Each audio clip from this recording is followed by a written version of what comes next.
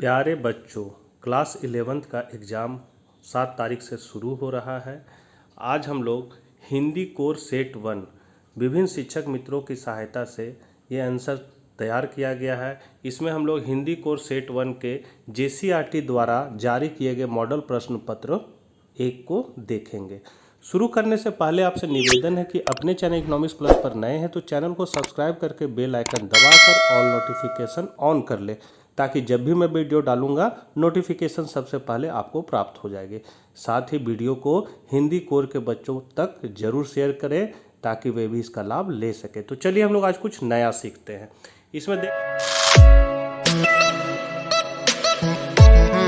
रहे हिंदी कोर है, समय 1.5 घंटा है, पूर्णांक 40 मार्क्स का है, प्रत्येक प्रश्न के 1 अंक निर्धारित है।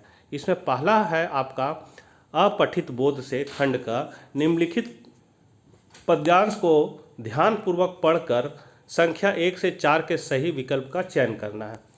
तो ये कहानी को आप लोग पढ़िएगा गद्यांश को। तरुणाई है नभ सिंधु की उठती लहरों के गर्जन का, चट्टानों से टक्कर लेना लक्ष्य बने जिसके जीवन का। आप लोग इसको एक बार पढ़ लीजिएगा। हम इसका क्वेश्चन आंसर में चलते हैं। पहला क्वेश्चन है यौवन की तुलना किससे की गई है। तो हम लोग इसमें देखते हैं यौवन की तुलना किससे की गई है। तो यहाँ देखिए, तरुणाई है नाम सिंधु की उठती लहरों से, यहाँ है पर्वत के विशाल शिखरों सा यौवन उसका ही लक्ष्य है। तो किसका है? पर्वत के विशाल शिखरों सा यौवन। तो यहाँ पर आपका ऑप्शन में है पर्वत के शिखर से। तो ये आंसर आपका सही है, पहला का बी। दूसरा है यौवन की सार्थकता तब मानी जाती है जब। तो कब मानी जाती है? तो यहाँ लोग देख सकते हैं, तरुणाई है नाम सिंधु की उठते लहरों के गर्जन का, चट्टानों से टक्कर लेना लक्ष्य बने जिसके जीवन का। चट्टानों से टक्कर लेना मतलब है कि कठिन से कठिन परिश्रम में भी डटे रहना है और उसको फेस करना है। विफल प्रयासों से भी दूना वेग भुजाओं में भर जाता है। अगर मेरा प्रयास विफल हो रहा है तो मेरा में दुगना उत्साह से फिर हम उस पर प्रहार करेंगे और मेरा भुजा में ताकत भर जाता है। तो यहाँ पर आप ऑप्शन में देख सकते हैं यौवन की सार्थकता तब बनी रहती है जब, तो कठिनाइयों से हार ना माने, संघर्षरत रहे, उन्नति के पथ पर अक्सर है। इसलिए तीनों इसका सही है, इसलिए उपयुक्त सभी हो जाएगा डी। तीसरा है कवि के अनुसार यौवन क्या है। तो चट्टानों से टक्कर लेना पढ़े, नौ उत्साह से नाता जोड़ना और विफल प्रयासों से दुगना वेग भुजाओं में भरना। अभी जस्ट पढ़े हैं तो ये सभी हो जाएगा डी आंसर। चौथा है काव्यांश के अनुसार नव युवकों में क्या गुण होते हैं। तो अधम दृढ़ता है, सहनशीलता है, उत्साह है, तीनों है, इसलिए उपयुक्त सभी हो जाएगा। अगला है फिर इस गद्यांश को पढ़ना है और 5 से 8 तक जो क्वेश्चन है उसके आंसर को देना है। तो 5वां क्वेश्चन है किसको कुछ नहीं मिलता है। तो किसको कुछ नहीं मिलता है? तो यहाँ हम लोग देख सकते हैं जीवन में सफलता पुरुषार्थ से ही प्राप्त होती है। कहा भी है उद्योगी पुरुष लक्ष्मी का वर्ण करते हैं, जो भागवादी है उन्हें कुछ नहीं मिलता। तो यहाँ लिखा हुआ जो भागवादी है उनको कुछ नहीं मिलता। तो यहाँ पर आपका आंसर हो जाएगा भागवादी को कुछ नहीं मिलता, 5वां का बी। छठा है विश्व में जो देश आगे बढ़े हैं उनकी सफलता का रहस्य क्या है। तो जो आगे बढ़े हैं उनकी सफलता का रहस्य यहाँ देखिए कठिन परिश्रम ही है। तो यहाँ कठिन परिश्रम हो जाएगा आपका। तो छठा का बी आंसर कठिन परिश्रम हो जाएगा। 7वां है भाग्य का दूसरा नाम है। तो क्या है? भाग्य का दूसरा नाम हम लोग कह सकते हैं कठिन परिश्रम ही है। ये भी यहाँ कहीं लिखा होगा, आप लोग गौर से पढ़िएगा तो मिल जाएगा। देखिए ना, भागवादी है उन्हें कुछ नहीं मिलता, वे हाथ पर हाथ धरे रह जाते हैं, अवसर उनके सामने से निकल जाता है, भाग्य कठिन परिश्रम का ही दूसरा नाम है। तो क्या नाम है कठिन परिश्रम का दूसरा नाम? भाग्य। तो हम लोग कह सकते हैं भाग्य का दूसरा नाम कठिन परिश्रम है, 7वां का बी हो जाएगा।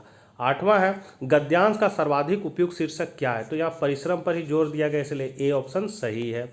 अब खंड ख अभिव्यक्ति और माध्यम। तो आलेख एक विद्या है, क्या है? तो गद्य लेखन की है।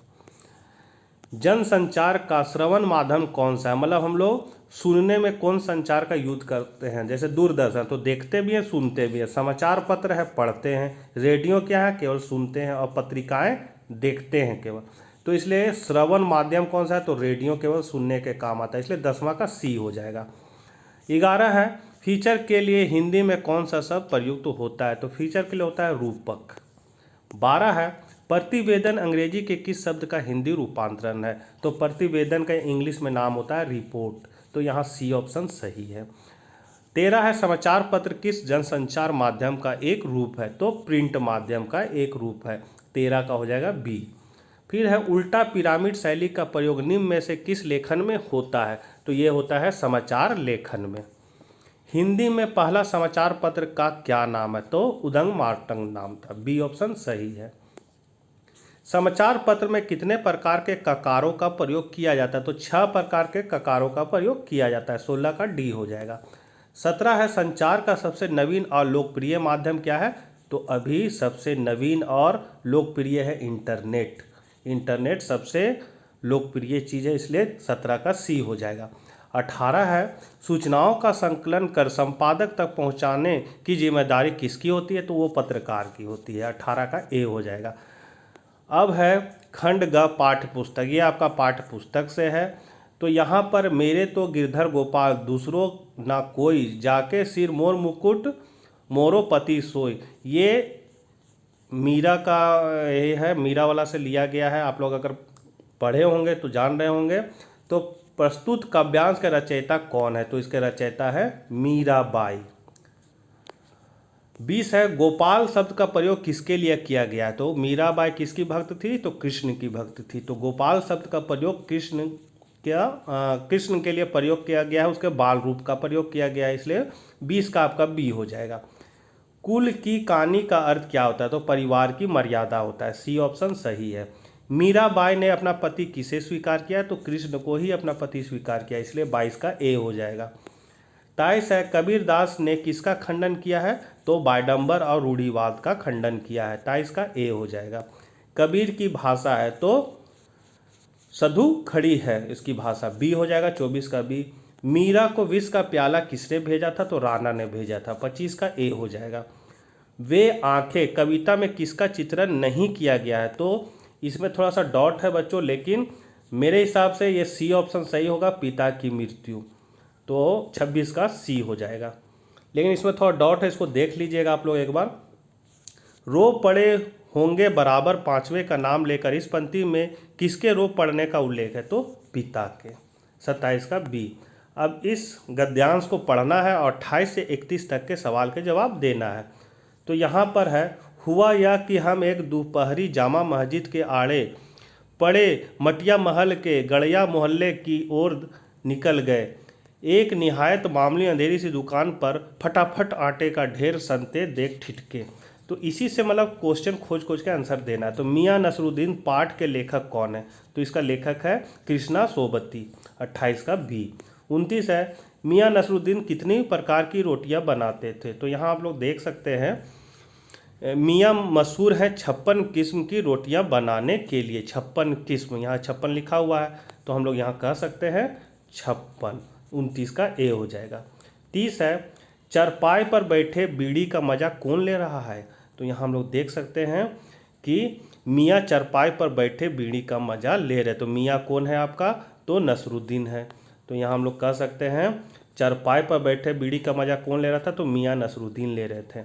यहाँ पर 30 का सी हो जाएगा, थोड़ा सा उल्टा पुल्टा हो गया है, ए फिर बी फिर सी फिर डी है। तो यहाँ सी ऑप्शन आपका सही होगा, मियाँ नसरुद्दीन, इसको ध्यान देखिएगा। ए के बाद ये बी होगा, फिर सी है, फिर डी है। अगला है लेखिका जब दुकान के अंदर जाकर देखती है तो क्या हो रहा था? तो क्या हो रहा था दुकान के अंदर जाकर देखती है? तो यहाँ हम लोग देख सकते हैं वह पूछे मामा खानदानी नानाबाई मियाँ दुकान पर खड़ी मियाँ छप्पर किसकी रोटियां बना रही है? यहाँ नहीं है।